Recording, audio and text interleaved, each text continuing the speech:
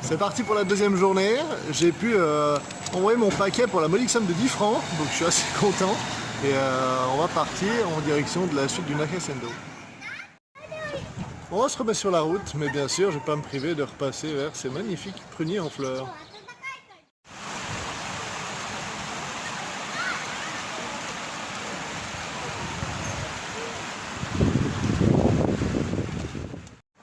Mon sac est désormais très léger, ce qui me rend extrêmement heureux. Par contre, je n'ai plus mon laptop et ça me rend un peu triste. Je vous avoue que ça va me manquer. J'en profite pour m'excuser de la qualité de la vidéo d'hier. Mon application a fait n'importe quoi, j'ai fait n'importe quoi. Du coup, il y a des bouts qui manquent, les raccords sont pas terribles. Du coup, je vais m'améliorer. Je vous laisse donc profiter du bout de clip qui manque de hier et on se revoit après. On va en profiter pour discuter du truc numéro 3 qui me manque quand je voyage. C'est un peu plus bête cette fois, c'est le fromage. Alors j'ai beau essayer de chercher dans tous les pays, le fromage c'est pas quelque chose qui se fait bien partout. La Russie, rien d'intéressant. Le Népal, j'ai testé du fromage de yak. Je me suis dit oui, allez, ça peut être sympa, ça va être corsé. Ça a exactement le même goût que l'emmental. Grosse déception. Et j'ai aussi essayé en Nouvelle-Zélande, en Australie, mais rien de percutant, rien de proche d'un bon gruyère ou d'un bon vacherin. Sauf bien sûr un cadeau très bien pensé de mes parents qui me connaissent pas mal, qui m'ont ramené une bonne fondue moitié-moitié, de la laiterie à Châtel, qui fait bien plaisir et qui m'a vraiment envoyé sur une autre planète. Merci encore. Donc voilà, trouver du bon fromage en voyage, pas toujours facile, et quand on est addict, il faut faire avec. Faut faire des sacrifices. La nuit passée, j'ai dormi à Itabashi, qui cette fois j'en suis sûr, est le premier poste relais du Nakasendo. Ce qui est bien de savoir sur les postes relais, c'est qu'ils pouvaient avoir des tailles variables, ça pouvait aller d'un bâtiment à une petite ville. Par exemple, Itabashi faisait à l'époque à peu près 2 km de diamètre. Ces villes étaient principalement dédiées aux voyageurs et aux marchands pour leur proposer un lieu de repos.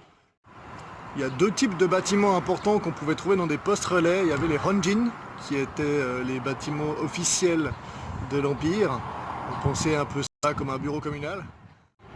Et il y avait les Toya, qui étaient les postes de marchandage directement, où ils s'occupaient de faire de l'achat et de la vente de biens en masse, de l'acheminement et des échanges marchands en général. Pour ma part, je suis en route vers le prochain poste relais qui est Warabi. Nous voilà à Warabi, à l'emplacement de l'ancien Honjin qui a été remplacé par ce genre de bâtiment, ce qu'ils appellent aujourd'hui un City Hall. Bienvenue à la minute d'humilité du voyageur. Je pensais être tout à fait prêt avec mon réchaud, avec mon essence, hyper heureux. Mais il s'est avéré qu'hier soir j'ai voulu tester l'essence que j'ai achetée et qu'en fait, à un certain moment pendant mon voyage, j'ai dû perdre la pompe à essence quelque part qui se met dans la bouteille, qui me permet de mettre l'essence sous pression pour le brûleur. Normalement à la fin de l'utilisation, je le laissais sur le côté pour sécher et que l'alcool s'évapore, l'essence s'évapore. Mais du coup je l'ai perdu. Donc mon truc ne me sert plus à rien. Alors j'ai déjà fait 2 magasins. Il y en a très peu ici de magasins d'extérieur pour récupérer potentiellement cette pièce. Et ceux que j'ai fait ne vendaient aucun équipement MSR. Du coup je me retrouve avec un brûleur qui ne marche pas et qui ne me sert à rien. Donc voilà, on fait tous des erreurs et du coup je vais faire une pause, prendre un bus vite fait, une petite demi-heure pour retourner en ville, trouver un magasin d'extérieur, m'acheter un minuscule réchaud à gaz et revenir marcher. Bien sûr, je vous expliquerai en détail un peu plus tard pourquoi je change de mon brûleur à un brûleur à gaz classique, parce que ça aussi c'était un mauvais choix. À toutes. Mission accomplie, j'ai trouvé un magasin qui vendait le genre d'article, le Mount Bell, et les vendeurs étaient juste trop cool. Ils parlaient tous un anglais parfait, ils étaient hyper enthousiasmés par mon projet et ils m'ont même fait cadeau d'une petite clochette. Une petite clochette à ours, parce qu'effectivement dans certaines régions ici il y a des ours, très peu d'agressivité, très peu d'accidents. Mais ça vaut la peine quand on est tout seul en forêt de se balader avec une petite clochette. Alors merci beaucoup, c'était hyper cool. Et on va pouvoir retourner là où on était pour reprendre la route. S'il ne fait pas nuit d'ici là parce qu'il fait froid assez vite. Nous voici arrivés au poste relais d'Ulawa. Tout ce qu'il en reste, c'est l'hôtel de Tsuki derrière moi. Et apparemment à 300 mètres d'ici, les ruines de l'ancien bâtiment du Honjin. Donc on va aller regarder ça.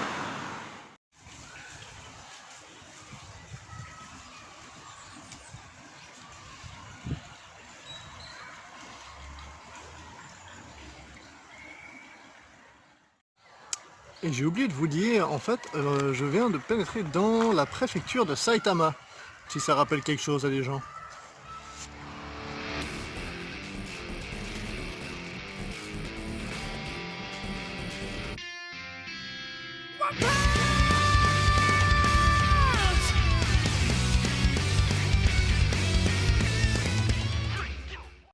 Et oui, Saitama, c'est le nom du héros principal de One Punch Man, un manga et animé que je recommande à tous les amateurs du genre.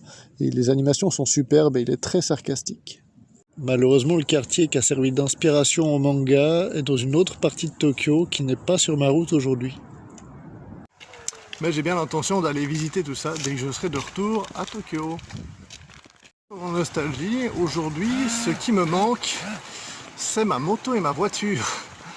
J'ai eu la chance d'avoir une moto au Népal pendant un jour, j'ai pu passer quelques mois en Nouvelle-Zélande avec un van, mais la liberté que ça apporte est quand même assez sympathique. Il y a beaucoup de Japonais qui semblent faire de la moto avec des belles motos old school et ça donne envie. Donc c'est quelque chose que je vais devoir rectifier quand je reviendrai me poser en Suisse. On a beau avoir l'impression qu'il fait nuit, mais il est en fait 18h30. C'est pas très pratique pour moi vu que j'ai l'intention d'arriver tard et de repartir tôt de là où je fais mon bivouac. D'accord. On fera avec, ce serait une bonne expérience. Pourquoi je profite de ma bêtise pour changer de réchaud? Au début, je me suis dit qu'un MSR Whisperlight international, ça devait être bien pour l'international. De pouvoir trouver des carburants dans tous les pays facilement et de pouvoir brûler un peu n'importe quoi. Sauf qu'en fait, il y a des avantages auxquels je n'avais pas pensé et que je n'ai pas pris en compte. Comme par exemple que ça devient très vite très sale de brûler du kérosène ou de brûler de l'essence, que l'essence est plus lourde et moins efficiente que le gaz, que le matériel en soi est plus lourd et que du coup en fait c'était pas vraiment intéressant et que j'avais meilleur temps d'acheter un mini réchaud à gaz comme ça grand à 80 grammes et d'utiliser des bonbonnes et de me débrouiller quand je changeais de pays. Du coup voilà, j'ai rectifié le tir, j'ai changé de matériel et je me réjouis de tester et de voir comment ça marche. J'arrive d'ici un quart d'heure au parc que j'ai visé pour dormir, il y a encore pas mal de monde dehors, on verra ce que ça donne.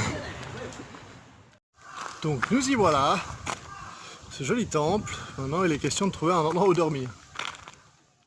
Nous y voilà, alors le parc est énorme, j'ai de la chance, il y a très peu de monde malgré que ce soit Sakura et la fin de l'année scolaire.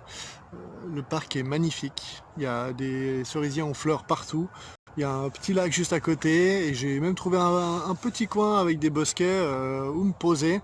J'ai regardé un petit peu le pattern des joggers et là où ils passaient, apparemment c'est assez tranquille et ça promet d'être un réveil relativement théâtral avec la lumière sur ce parc.